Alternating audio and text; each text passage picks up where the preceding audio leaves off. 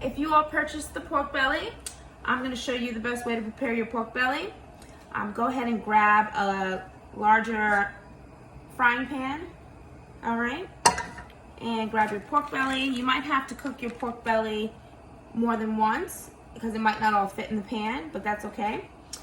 Traditionally, it does not come marinated or seasoned. This is samgyeopsal, which is the Korean name for pork belly, and it's most traditionally eaten without a marinade, and no need to add any oil to the pan because there's enough oil in the pork belly. But once your pan is hot, about on medium, you can always adjust the temperature. Go ahead and lay your pork belly down and adjust your heat accordingly. You want to burn our pork belly or ourselves. Your pork belly does come with a sauce.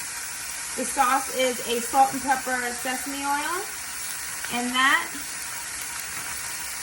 is used to dip your pork belly in. All right. So I'm gonna go ahead and do my first round of pork bellies here.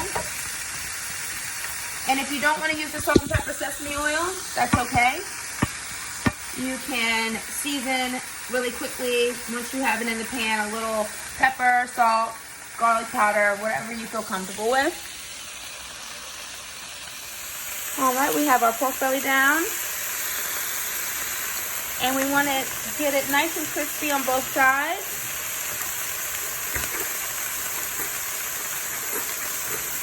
So as one side cooks, and as they shrink a little bit, you can add another one if you like. But most likely you're going to have to do this twice, depending on how big your pan is. Alright, we'll let that cook on one side and then we'll flip over in a few minutes. But I'm just going to go ahead and keep the camera on so that you can see exactly how the process goes. If you rented a grill, this is awesome on the grill as well.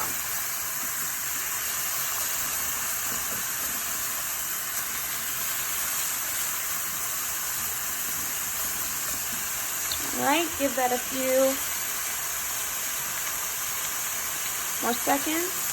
You can always take a little peek to see how crispy they are on the bottom.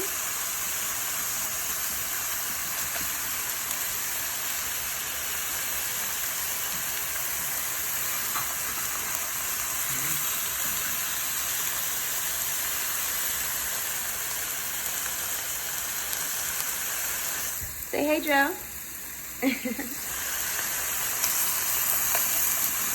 All right, we are getting there.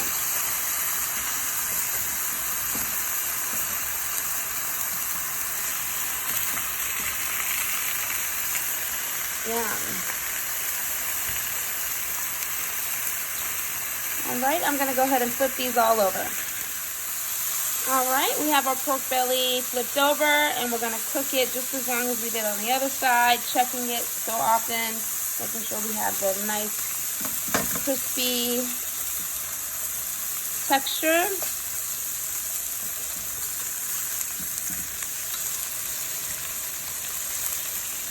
And then once these are done, you can go ahead and transfer them to the plate and set them on the table to be ready to serve.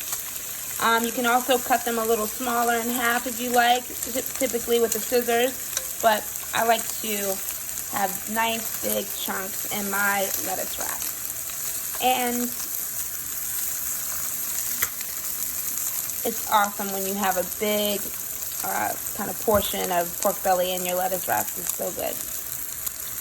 Enjoy!